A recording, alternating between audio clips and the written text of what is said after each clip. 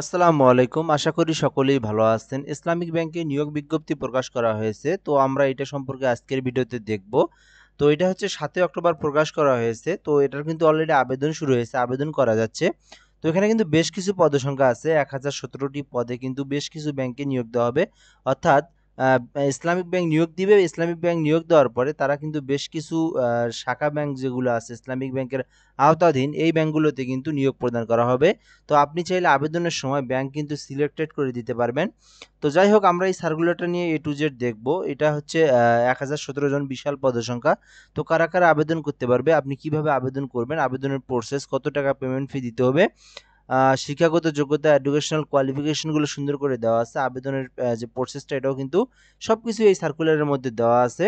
তো এটা কিন্তু আমি সরাসরি যদি আপনাদেরকে দেখাই তো সরাসরি ইসলামিক ব্যাংকের যে ওয়েবসাইট সেই ওয়েবসাইটের মধ্যে আছি আমি। এখানে যদি ভিউ সার্কুলারে ক্লিক দেই দেন কিন্তু আমরা অ্যাপ্লিকেশন কপি যেটা সেটা কিন্তু দেখতে পারবো। দেন এখান থেকে কিন্তু অ্যাপ্লাই এর অপশন আছে। তো যাই হোক আমরা এখন এই বিষয়টা নিয়ে দেখব। অবশ্যই আপনি ফুল ভিডিওটা যদি দেখতে পারেন তাহলে আপনি এই ইসলামিক ব্যাংকের যে নিয়োগ সার্কুলারটা এটা সম্পর্কে আপনি A to Z জানতে পারবেন। আচ্ছা, তো আমরা এখান থেকে দেখব বিষয়টা। ১ম থেকে আমরা দেখব, A to Z দেখব আমরা। তো অবশ্যই দেখবেন আপনারা ফুল ভিডিওটা শেষ পর্যন্ত এবং আপনি যদি এই চ্যানেলটাতে নতুন হয়ে থাকেন অবশ্যই চ্যানেলটাতে সাবস্ক্রাইব করে রাখবেন। বাংলাদেশের সকল সরকারি সার্কুলারগুলো কিন্তু এই চ্যানেলে আপলোড করা হয়। অবশ্যই আমাদের সঙ্গে যুক্ত থাকবেন সাবস্ক্রাইব করে। যাই হোক বাংলাদেশের প্রধান কার্যালয়, বাংলাদেশ ব্যাংক প্রধান কার্যালয়, অর্থাৎ এখান থেকে হচ্ছে বেশ কিছু এই প্রধান কার্যালয় নিয়োগ বিজ্ঞপ্তি দিবে। তো এনারা নিয়োগ বিজ্ঞপ্তি দেওয়ার পর অর্থাৎ এনারাই হচ্ছে নিয়োগদাতা। এনারা নিয়োগ দিয়ে বেশ কিছু ব্যাংকে ওনারা কোন, কোন ব্যাংকে কতগুলো শূন্যপদ ফাঁকা আছে সেই ব্যাংকে কিন্তু আ আরকি পদায়নগুলো দিয়ে দিবে। তো এখানে বলাই আছে ব্যাংকার্স সিলেকশন কমিটির তত্ত্বাবধানে ৯টি ব্যাংক ও ২টি আর্থিক প্রতিষ্ঠানে সমন্বিতভাবে প্রতিযোগিতামূলক পরীক্ষার মাধ্যমে নিম্নবর্ণিত পদে শূন্যপদসমূহে পূরণের লক্ষ্যে প্রকৃত বাংলাদেশী নাগরিকদের নিকট হতে অনলাইনে আবেদনের আহ্বান করা যাচ্ছে। অর্থাৎ বাংলাদেশের সকল জেলার সকল প্রার্থীরা আবেদন করতে পারবে। পুরুষ মহিলা সকলেই আবেদন করতে পারবে। এটা হচ্ছে ১ নম্বর বিষয় এবং আবেদনের প্রসেসটা হচ্ছে অনলাইনের মাধ্যমে আবেদন করতে হবে। এরপরে ১ নাম্বার হচ্ছে পদের নামটা কি? আপনি যে আবেদন করবেন কোন পদে আবেদন করবেন? আচ্ছা, পদের নাম হচ্ছে একটাই পদ, সেটা হচ্ছে সিনিয়র অফিসার সাধারণ। এই পদে আপনি আবেদন করতে পারবেন। একটা পদেই কিন্তু সার্কুলার দেওয়া হয়েছে। তো জব আইডি নাম্বার যা আবেদনের ফি প্রদানের সময় নির্ধারিত স্থানে ব্যবহার করতে হবে। যখন আপনি আবেদন ফিটা প্রদান করবেন আ বেসিক্যালি রকেটে প্রদান করা হয়। সো রকেটে যখন আপনি যখন ফিটা পরিশোধ করবেন তখন এই যে এই জব আইডি যে নাম্বারটা ২৫ তারপরে ১০-১ এইটা কিন্তু আপনার প্রয়োজন হবে, ঠিক আছে? তো এরপরে যদি আমরা এখান থেকে বলি পদের সংখ্যা কতজনকে নিয়োগ দেওয়া হবে এবং কোন, কোন ব্যাংকে কতজন শূন্যপদ আছে এই বিষয়টা যদি আমরা আলোচনা করি এখান থেকে ১০১৭ জনকে নিয়োগ দেওয়া হবে এই সার্কুলারে এই সিনিয়র অফিসার পদে। যেখানে সোনালী ব্যাংক পিএলসিতে ১১৮টি, অগ্রণী ব্যাংক পিএলসিতে ২০০টি, তারপরে রূপালী ব্যাংক পিএলসিতে ৭৫টি, বাংলাদেশ ডেভেলপমেন্ট ব্যাংক পিএলসিতে ২১টি, বাংলাদেশ কৃষি ব্যাংক ৩৯৮টি, রাজশাহী কৃষি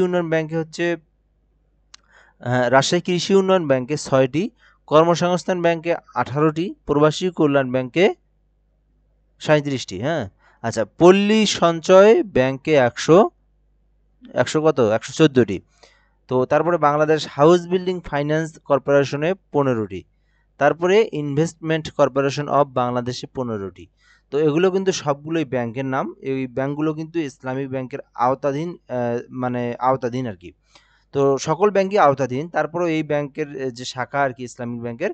তো এই হলো বিষয়। এই শূন্যপদগুলো আছে এই ব্যাংকে। তো এইখানে ৯ টি ব্যাংকের নাম আছে। এই ৯ টি ব্যাংকে মোট শূন্যপদের সংখ্যা ১০১৭টি।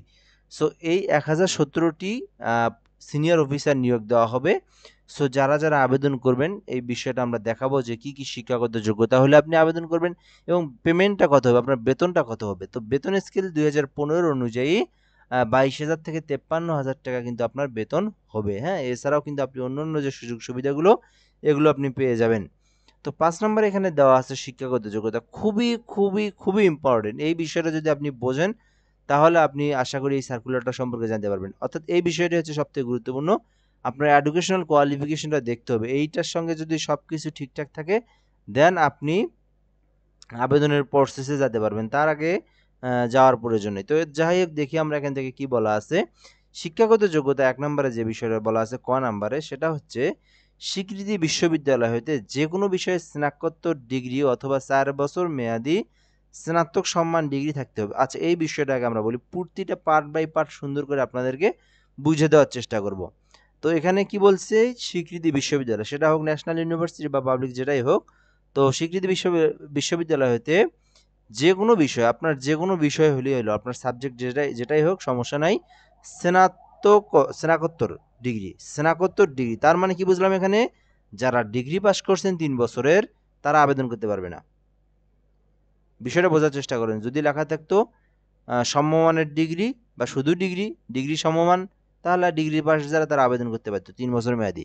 কিন্তু লেখা আছে কি স্নাতকোত্তর, মানে মাস্টার্স পাস লাগবে এখানে ডিগ্রিদের জন্য।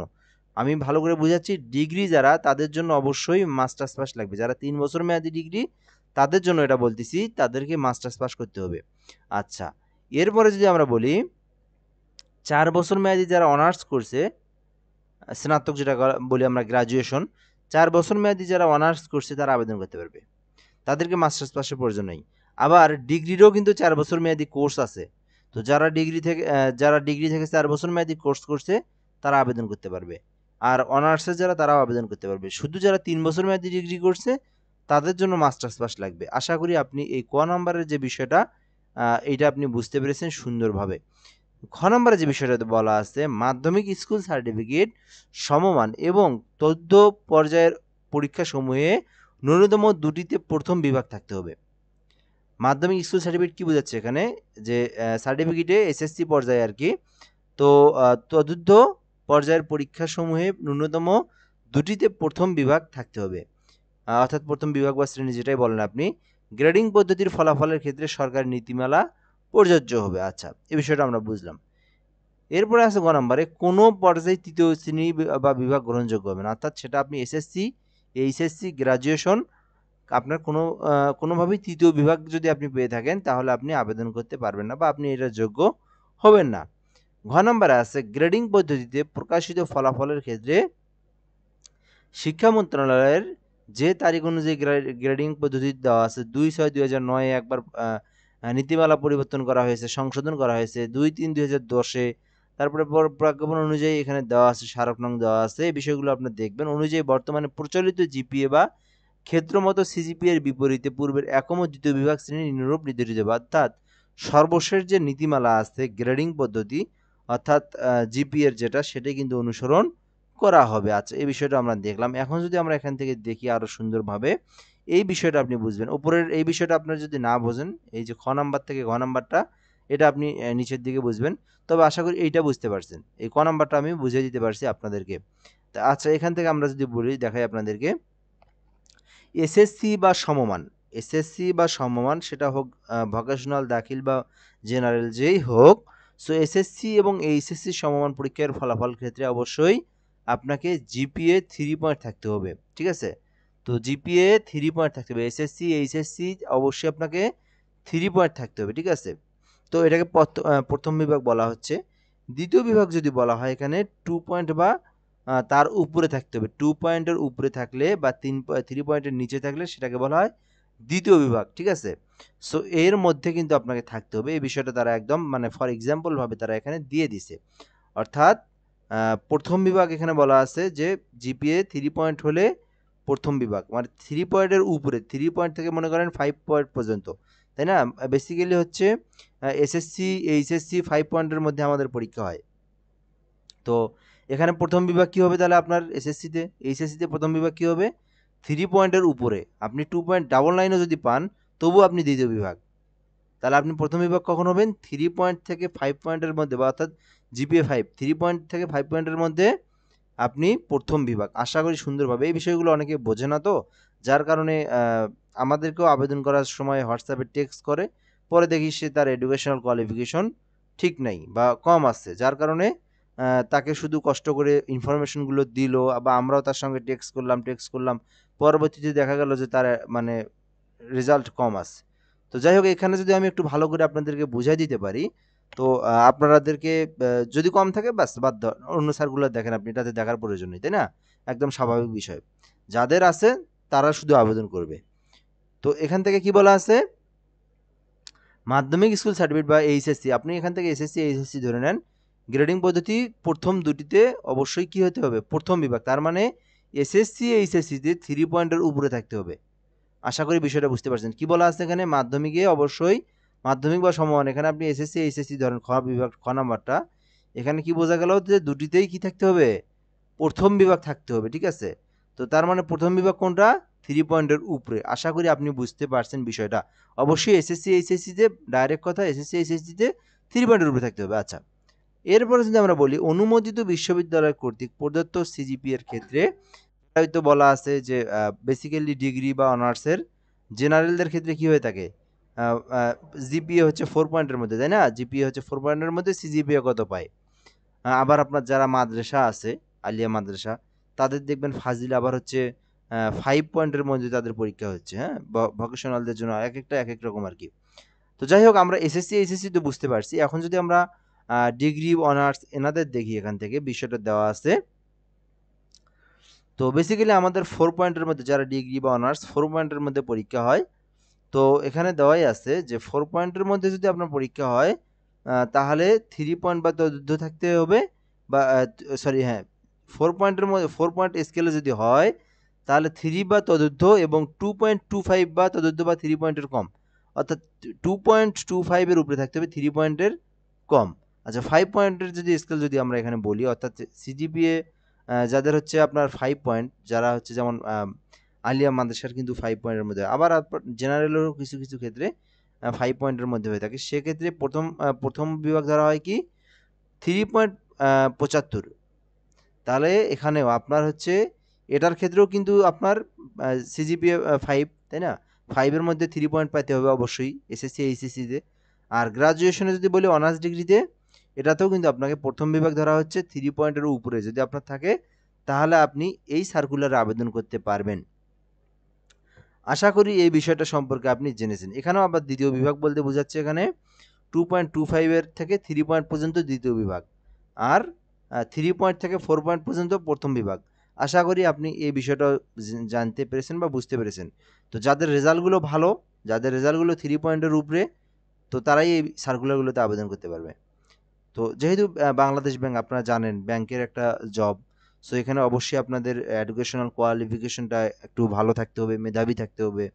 হ্যাঁ, তাদেরকেই ওরা ওই জন্য আর কি গ্রেডিং পদ্ধতিটা একটু করে দিছে, মানে একটু বেশি চাইছে আর কি, ঠিক আছে? জিপিএটা ভালো যারা তাদেরকে আর কি আবেদন করার জন্য বলছে। আচ্ছা, এখন বয়সের ক্ষেত্রে আপনার বয়স হতে হবে 21 থেকে 32 বছর পর্যন্ত, তাহলে আবেদন করতে পারবেন। 21 থেকে 32 বছর হলে আবেদন করতে পারবেন। আবেদনপত্র দাখিলের শেষ তারিখ 10/11/2025, 10/11/2025, অর্থাৎ এটা কি মাস, অক্টোবর নভেম্বর মাসের 10 তারিখে গিয়ে আপনার আবেদনের সময় শেষ হবে। পেমেন্ট ফি কত টাকা দিতে হবে? সো পেমেন্ট ফি প্রদান করার জন্য এখানে বিষয়টা দেওয়া আছে সুন্দর করে। সো পেমেন্ট ফি দিতে অবশ্যই 200 টাকা সরকারি ফি, 200 টাকা সরকারি ফি দিতে হবে। তো এই ফিটা দিতে কিভাবে দিতে হয়? এই আবেদনটা যদিও অন্যান্য আবেদনের থেকে একটু ক্রিটিক্যাল আবেদন, আবেদনটা করতে একটু বেশ ঝামেলা পোহাতে হয়। রকেটের মাধ্যমে বিভিন্ন ট্রানজাকশন আইডি দিয়ে ফিটা প্রদান করতে হয়। সো এখান থেকে আপনারা যারা পেমেন্ট দিবেন, রকেট থাকতে হয় আর কি। তো এখানে হচ্ছে 200 টাকা পেমেন্ট ফি লাগবে আর কি, আপনি এই সার্কুলার আবেদন করতে। সরকার আর কি এই ব্যাংক আর কি 200 টাকা কর্তন করে নেবে, এটা আপনাকে পেমেন্ট করতে হবে, ঠিক আছে? তো অবশ্যই আপনার রকেটে ব্যালেন্স থাকতে হবে, তাহলে আপনি আবেদন করতে পারবেন। এখন আবেদনটা আপনি কিভাবে করবেন যদি বলি, তো আবেদনটা যদি আপনি কোনো কম্পিউটার দোকানে গিয়েও করতে পারেন নিজের জেলাতে। চাইলে আপনি আমাদের থেকেও আবেদনটা করে নিতে পারবেন। আমাদের একটা হোয়াটসঅ্যাপ নাম্বার দিয়ে রাখবো এখানে, 017758303120, 017758303120। এই নাম্বারে হোয়াটসঅ্যাপে যোগাযোগ করবেন। শুধুমাত্র যাদের এই এডুকেশনাল কোয়ালিফিকেশন আছে, অর্থাৎ যাদের রেজাল্টটা আমি যেটা দেখাইলাম প্রথম বিভাগের মধ্যে আছে, তারা আবেদন করতে পারবেন। তারা শুধুমাত্র আমাদেরকে হোয়াটসঅ্যাপে এসএমএস দিয়ে বলবেন যে আমরা আবেদন করবো ইসলামিক ব্যাংকে, আমি কি কি এডুকেশনাল কোয়ালিফিকেশন লাগবে বা কি কি যোগ্যতা, তারপরে পার্সোনাল ইনফরমেশন, এই বিষয়গুলো নেওয়ার পরে আমি কিন্তু আপনাদের আবেদনটা সুন্দরভাবে ডকুমেন্টের সঙ্গে মিল রেখে আবেদনটা করে দিতে পারবো ইনশাআল্লাহ। তো যারা আবেদন করবেন, শুধুমাত্র যারা আবেদন করবেন তারাই টেক্সট করবেন, এবং আপনাদের কিছু জানার থাকলে দয়া করে হোয়াটসঅ্যাপে টেক্সট করার দরকার নেই, কমেন্ট বক্সে জানাবেন। কোনো কিছু জানার থাকলে কমেন্ট বক্সে জানাবেন, ইনশাল্লাহ 10 থেকে 20 মিনিটের মধ্যে রিপ্লাই পাবেন। শুধুমাত্র আবেদন করতে চাইলে এই নাম্বারে যোগাযোগ করতে পারেন, 017758303012, 017758303012। আচ্ছা, এই নাম্বারে হোয়াটসঅ্যাপ আছে, হোয়াটসঅ্যাপে টেক্সট করবেন। আর যদি আপনি চাইলে নিজেরা আবেদন করতে চান, সেক্ষেত্রে এখানে একটা ওয়েবসাইট দেওয়া আছে তাদের, যে ব্যাংকের, বিবিবি অর্থাৎ বাংলাদেশ ব্যাংক অর্গাবিডি। সো এখান থেকে দেওয়াই আছে রিকোয়ারমেন্ট বিবিবি অর্গাবিডি। সো এই ওয়েবসাইট থেকে আবেদনটা আপনাকে করতে হবে, ঠিক আছে। সো এরপরে যদি আমরা এখান থেকে দেখি সিবিআইডি কীভাবে আপনার পেমেন্ট ফিগুলো দিবেন বা আপনার কীভাবে কী সংরক্ষণ করে রাখবেন, এগুলো দেওয়া আছে এখানে। তো বাংলাদেশ ব্যাংকের সিস্টেম ইতিপূর্বে নিবন্ধনকৃত প্রার্থীকে, অর্থাৎ আপনি যদি বাংলাদেশ ব্যাংকে এর আগে কোনো একটা আবেদন করেন, সেক্ষেত্রে কিন্তু আপনার একটা সিবিবি আইডি নাম্বার থাকে, হ্যাঁ, একটা কিন্তু পাসওয়ার্ড থাকে। আপনি যখন আপনি যদি আবেদনটা করেন, এখন যদি নতুন হয়ে থাকেন, আপনি যদি আমাদের থেকে আবেদন করে নেন, একটা কিন্তু পাসওয়ার্ড থাকবে এবং একটা আইডি থাকে। তো এখন আপনি একবার আবেদন করলেন, পরবর্তীতে আপনি যদি আবার কোনো একটা সার্কুলার আবেদন করেন, সো ওই আইডি এবং পাসওয়ার্ড দিলে আপনার যে ডিটেলসগুলো আছে, বায়োডাটাগুলো আছে, এগুলো কিন্তু সংরক্ষিত আছে, এগুলো বের হয়ে আসবে, ঠিক আছে। সো এই হলো বিষয়, এগুলো কীভাবে বলছে এখানে দেওয়া আছে। ইতিমধ্যে যদি আপনি আবেদন করে থাকেন বা বিগত সময়ে, সেক্ষেত্রে কিন্তু আপনার যদি এগুলো থাকে, তাহলে আপনি সহজেই বায়োডাটাটা পাবেন। না থাকলে আবার ফরওয়ার্ড করে আপনাকে নিয়ে আসা যায় তথ্যগুলো। তো যাই হোক, প্রার্থীর বিবরণ এখানে দেওয়া আছে। প্রার্থীর নাম, পিতার নাম, মাতার নাম, জন্ম তারিখ অবশ্যই এসএসসি এবং অথবা সমমানের সনদ অনুযায়ী অনলাইনে আবেদন লিখিত হবে, অর্থাৎ আপনার যে নাম, পিতামাতার নাম যেগুলো আছে, জন্ম তারিখ, এগুলো যেটা সার্টিফিকেট অনুযায়ী কিন্তু ধরা হবে। তো প্রার্থীর বর্তমান বসবাসের স্থান এবং নিয়োগ সংক্রান্ত চিঠিপত্র পেতে ইচ্ছুক ঠিকানাদানকে বর্তমান ঠিকানা হিসেবে উল্লেখ করতে হবে। প্রার্থীর স্থায়ী ঠিকানা দেওয়া আছে। প্রার্থীর ইউনিয়ন পরিষদ চেয়ারম্যান, মেয়র, ওয়ার্ড কাউন্সিল কর্তৃক প্রদত্ত জাতীয়তা সনদে উল্লেখিত স্থায়ী ঠিকানা প্রার্থীর স্থায়ী ঠিকানা হিসেবে উল্লেখ করতে হবে, অর্থাৎ আপনার যে ঠিকানাটা আছে এটা অবশ্যই আইডি কার্ড অনুযায়ী সুন্দরভাবে দিয়ে দিবেন। বিবাহিত মহিলার প্রার্থী তার স্বামীর স্থায়ী ঠিকানাকে নিজের স্থায়ী ঠিকানা হিসেবে ব্যবহার করতে পারেন।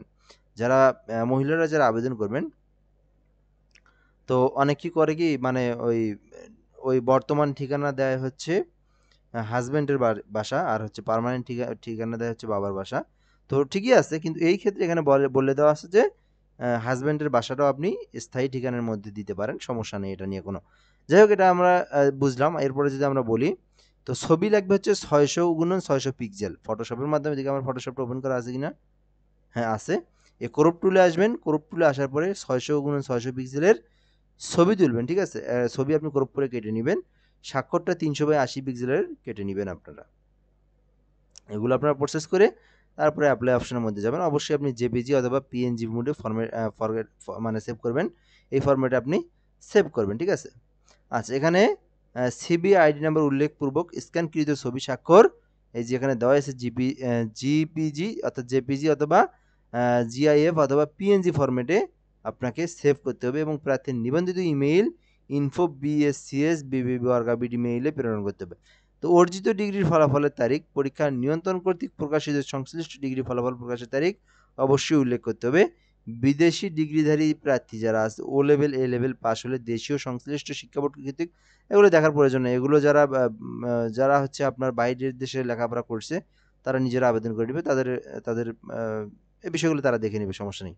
তো এরপর আমরা যদি ইও নাম্বারে দেখি, প্রতিষ্ঠান পছন্দ করুন। আচ্ছা, আপনি কিন্তু এখানে অনলাইনে আবেদন প্রার্থীকে নিয়োগ বিজ্ঞপ্তিতে উল্লেখিত প্রত্যেক প্রতিষ্ঠানকে বিবেচনা নিয়ে প্রতিষ্ঠান পছন্দ ক্রম নির্ধারণ করতে হবে। এই বিষয়টা আমি বলে দিই। আবেদনের সময় একটা অপশন আছে, ওখানে আমি যদি দেখাই আপনাদেরকে একটু, তাহলে আপনারা হয়তো বিষয়টা বুঝতে পারবেন আরও সুন্দরভাবে।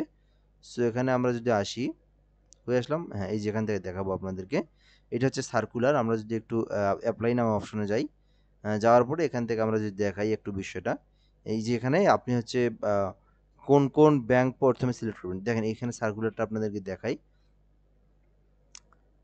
এই যে এখানে দেখবেন কোন ব্যাংকে কতজন নিয়োগ, মানে কতজন শূন্যপদ আছে। হ্যাঁ, তো আপনার যদি মন চায় আপনি হচ্ছে সবার আগে রাজশাহী কৃষি উন্নয়ন ব্যাংক দিবেন, সেটা আপনার বিষয়।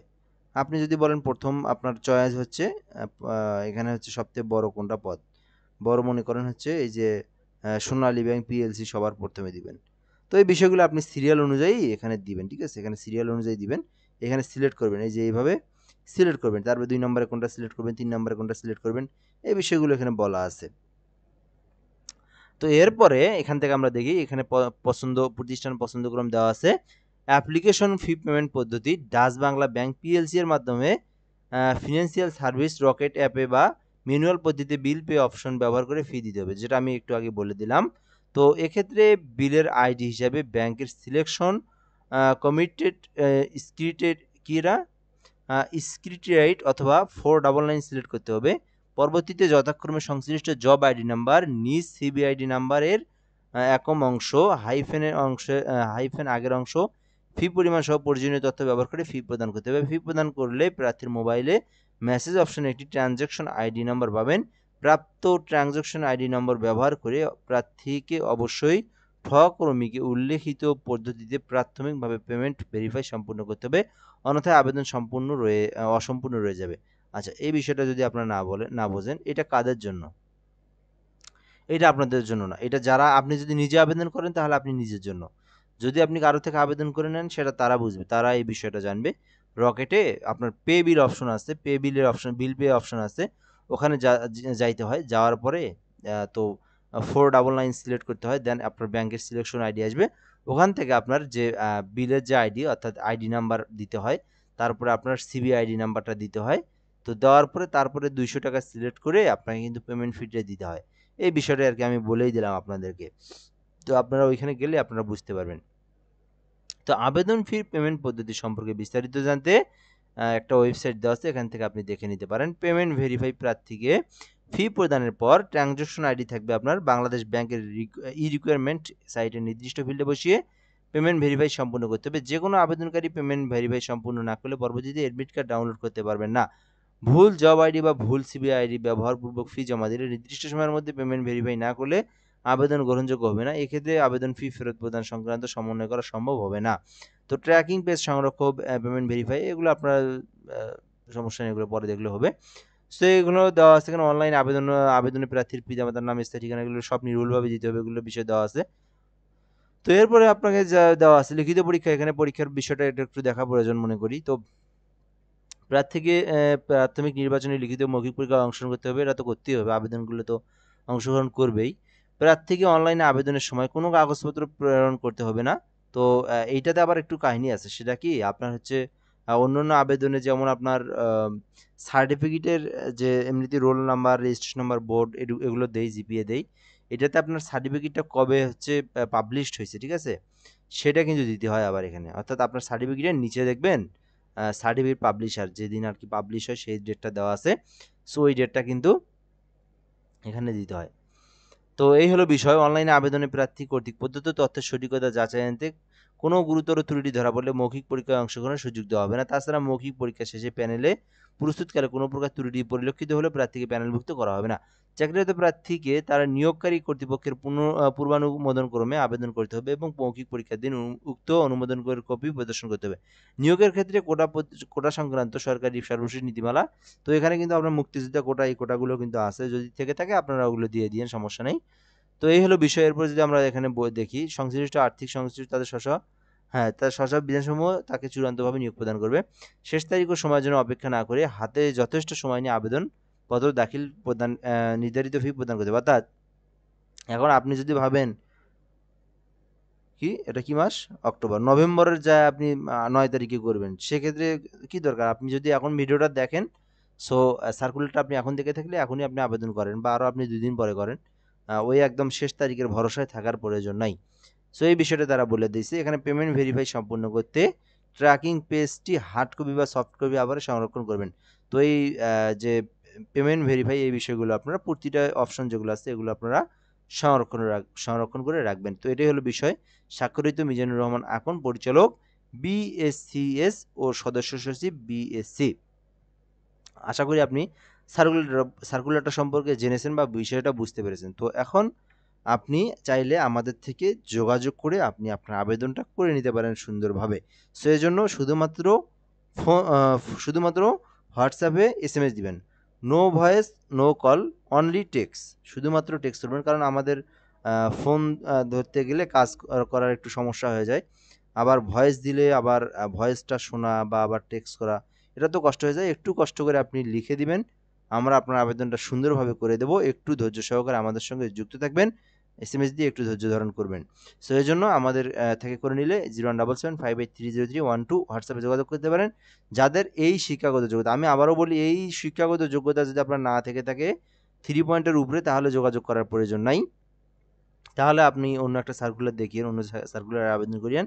এই সার্কুলারে আবেদন করতে গেলে অবশ্যই আপনাকে প্রথম বিভাগ থাকতে হবে। তো আশা করি সার্কুলারটা সম্পর্কে জেনেছেন।